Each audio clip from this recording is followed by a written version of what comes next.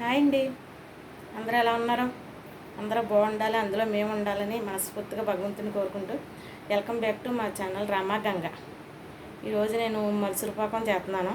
అంటే కొబ్బరికాయ వేపి జీడిపప్పు వేపేసి అప్పుడు నెయ్యి వేసి చేస్తున్నాను. అంటే అమ్మమ్మ చేసేది లాంటి ఇప్పుడు అందరూ చేస్తున్నాను అనుకోండి మరుసూరు పాకం.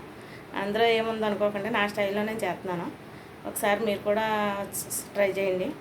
మీరు ఎలా చేస్తారన్నది కామెంట్లో చెప్పండి నాకు.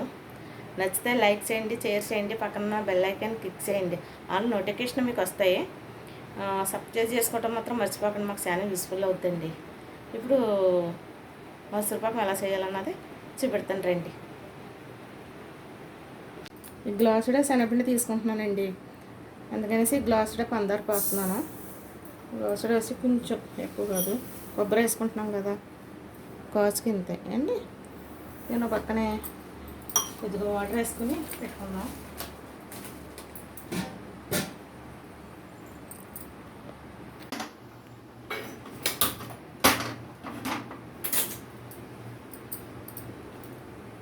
పోసాను కొంచెం వాటర్, చక్కెర పాకం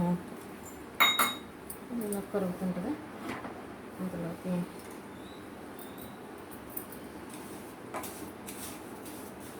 కరగనిద్దాం. స్టవ్ వెలిగించుకొని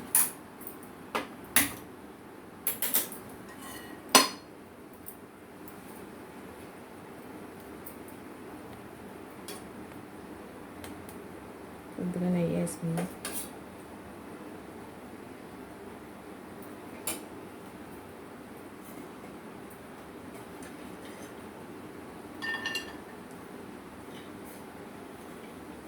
బాదం పప్పు కూడా వేసుకొచ్చాను ఇందులో.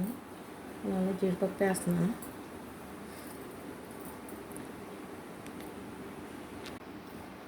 జీడిపప్పు తీసేసి వేపేసి కొబ్బరి వేస్తున్నాను, పచ్చి కొబ్బరి అండి.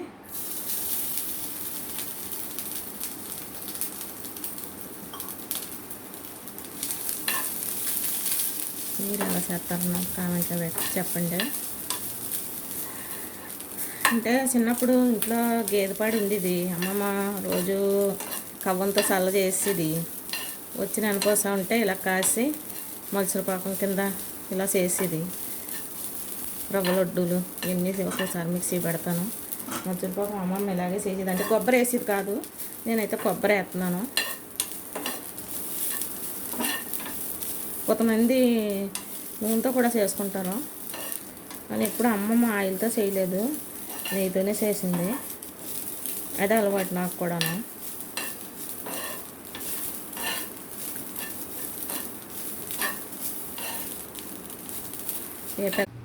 కొబ్బరి వేసేస్తుంది. కొంచెం తీగపాకం రావాలండి. ఇది తీగపాకం వచ్చింది. ఇందులో కొబ్బరి వేసేసుకుందాం. వేపుకొచ్చిన కొబ్బరి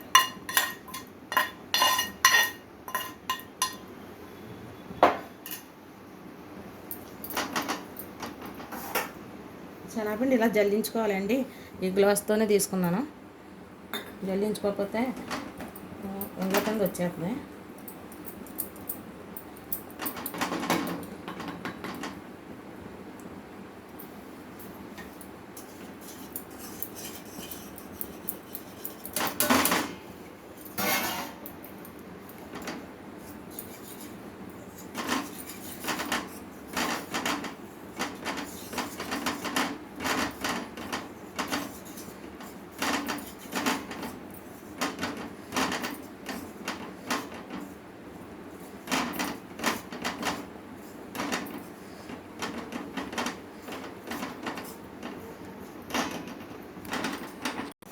వర్షం వచ్చినా కూడా ఉడికొచ్చేస్తుంది చూడండి.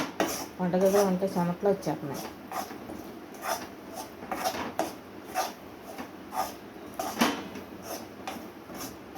కొద్దిగా వద్దామండి, నేను ఏకంగా అవసరం లేదు. ఇంకా హీట్ చేసుకుంటే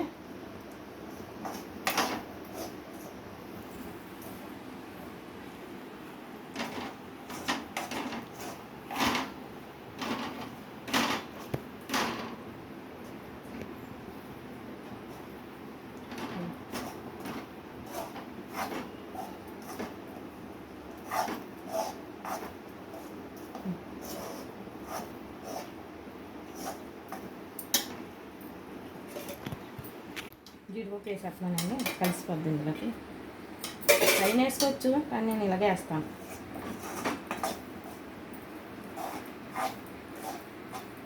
మీరు ఎలా చేస్తారన్నది కామెంట్లో చెప్పండి.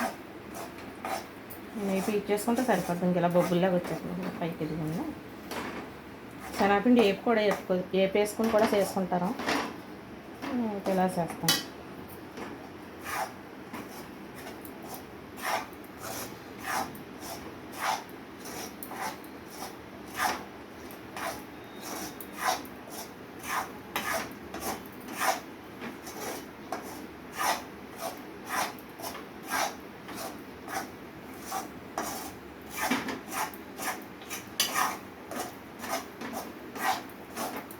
నెయ్యి అంతా క్లీన్ చేసుకుని అలా వదిలేస్తాం.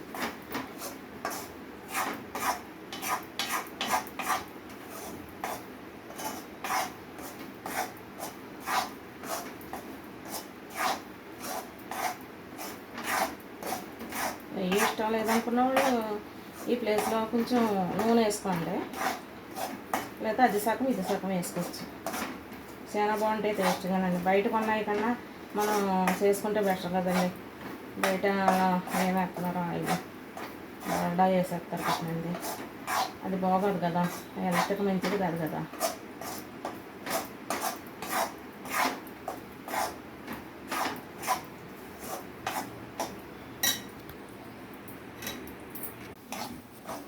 సరే ఇంకా నెయ్యి ఇలా బయటకు వచ్చేస్తుంది. మూకుని వదిలేస్తుంది అలా. వదిలేసిందంటే ఇది ఉడికింది అన్నమాట. స్టవ్ ఆఫ్ చేసుకున్నాం. దీనికి నెయ్యి రాసి పెట్టుకున్నాను.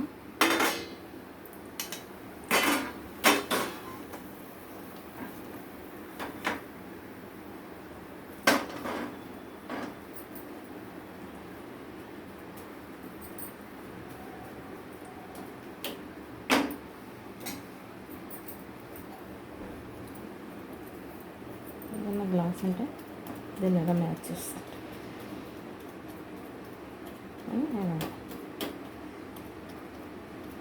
గట్టి పడిపోద్దండి. కొంచెం చల్లారాక దీన్ని కట్ చేసుకుందాం. ఓకేనండి. దీన్ని కట్ చేసుకున్నాక ముక్కలు ఎలా వచ్చినాయి మిక్సీ పెడతాం. ఇదిగోండి ఎలా వస్తుంది కట్ చేసుకున్నా. ఇది ఈ పొద్దుల్లో ఉండగానే చేస్తాను అలాగా నాట్లెట్ చెట్టుకుంటాను. అచ్చలకుండా వచ్చేస్తాను, లేకపోతే గట్టి పడిపోతే మనం అనుకున్న మోడల్ రాదు. ఇది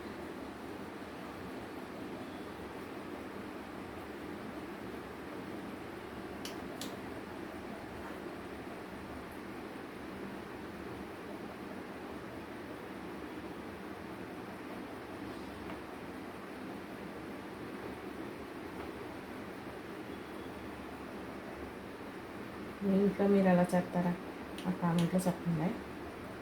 సబ్స్క్రైబ్ చేసుకోండి. చూస్తున్నారో తప్ప సబ్స్క్రైబ్ చేసుకుంటలేదు. కొంచెం ఆరాక ఎలా వస్తుందో మిక్సీ పెడతాం. ఓకే అండి. చెప్పక అలా వచ్చిందో చెప్తామా.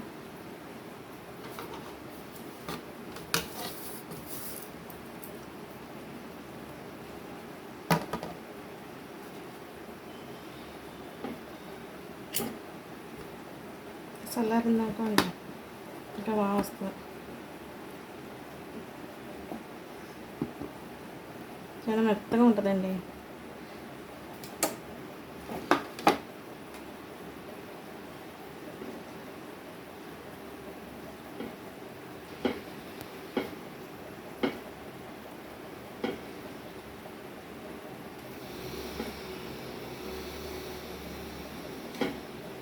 చిన్న గ్లాసు సరే ఎన్ని ముక్కలు అయినాయో హ్యాపీగా తినపాలి. బయట కొనుక్కున్నాం అనుకోండి వాళ్ళు ఏమి వేస్తారో తెలియదు. ఆయిల్ అన్నీ కల్తీ రోజులు అయిపోయింది కదా.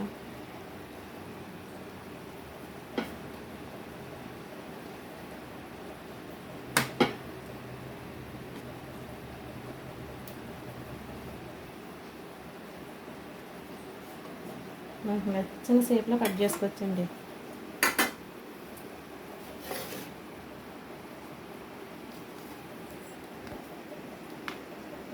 చూసారా మంచిర్పాకం ఇలా ఉంది. ఇలా ఇస్తే ఇరిగిపోద్ది, మెత్తగా ఉంటుంది. గట్టి పడితే అంతే అండి. ఓకే అండి, నచ్చితే లైక్ చేయండి, షేర్ చేయండి, పక్కన ఉన్న బెల్ ఐకాన్ క్లిక్ చేయండి. సబ్స్క్రైబ్ చేసుకుంటే మాత్రం మర్చిపోకండి. బాయ్ అండి, మరియు మంచి వీడియోతో మళ్ళీ కలుద్దాం. బాయ్ అండి.